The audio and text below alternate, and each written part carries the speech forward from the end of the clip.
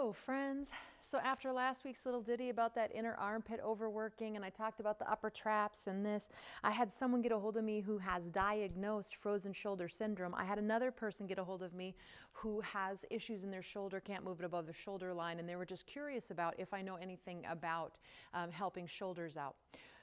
I am not a doctor, I do not diagnose, right? But the one thing that I can say is that when we are in this rounded position, when our arms are moving into internal rotation and our head is kind of moved forward, which is so many of us in this day and age, that can exacerbate anything going on with the shoulder. Can create it potentially too, right? But even if there isn't, it's not creating it. If you're in this position, it's definitely not helping out that frozen shoulder, nor any kind of injury.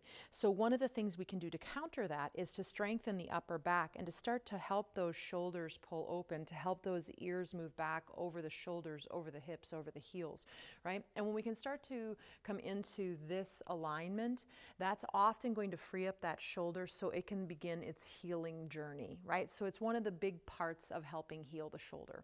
So one of my favorites that's super easy, you can do it anywhere, you can do it multiple times a day. I would say don't do it 500 times. There's nothing good about, don't be a typical American and go all extreme, right? So feeling those heels pushing down, standing up nice and tall. For most of us, we pitch a little forward with the weight in the ball mounds of the feet. So if we put a little in the heels already, that's going to help tremendously, right? And then from there, you're going to leave your elbows in by the side. They don't have to be like pinned in at your side, right? But they're in by your side. Your hands are about the level of the elbows. I could say forearms parallel to the ground, right? And that's my starting position. Make sure you're not in internal rotation. Make sure those shoulder blades are moving a little up, a little together, and a little down, right? Don't go extreme with that either. Everything I say you can take to an extreme, right? And then from there, you pretend you have two hot coffees. You don't want that coffee to spill on you, and you got some buddies on your sides, right?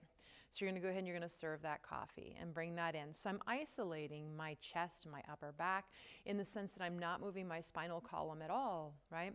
But as I start to rotate those arms out, what this is doing is rotating the humerus bone. I'm moving into external rotation. I'm just kind of talking while you're doing the motion, right? There's no pop quiz. But as I externally rotate my upper arm bone, I'm starting to strengthen the muscles between my shoulder blades, right? There's a myriad of other things. I'm opening this line in the anterior deltoid, the pectoralis major, da-da-da-da-da-da-da-da. But really the main thing I want you to concentrate on is what's happening between your shoulder blades. One more time, and this time hold it out. Now bring your awareness there. Hopefully you can feel that. If not, you just need to keep bringing your awareness there every time you do it. Hopefully the neurons will start to connect to that part of your body. You'll begin to feel sensation there eventually. But if you can, I want you to think of those muscles just really gently hugging in just a little bit more, specifically the muscles between the shoulder blades. Now, if it's available, if you have frozen shoulder, don't be crazy pants. Go ahead and keep the hands low, but start to straighten and lengthen the arms out towards straight. You'd never have to straighten all the way. If you are in pain in that shoulder, don't do it. It's not worth it. You're not going to help your healing if you push through pain. My belief anyway, right? And go ahead and bring those arms down without collapsing back into the pattern that you probably hold a majority of the time. So that's one exercise. I'll make a couple of different things along the way, but that's the beginning of your trying to find that spinal alignment that facilitates an open shoulder, right? So hopefully you can move towards getting your range of motion and mobility back at some point in time. Be well, friends. Namaste.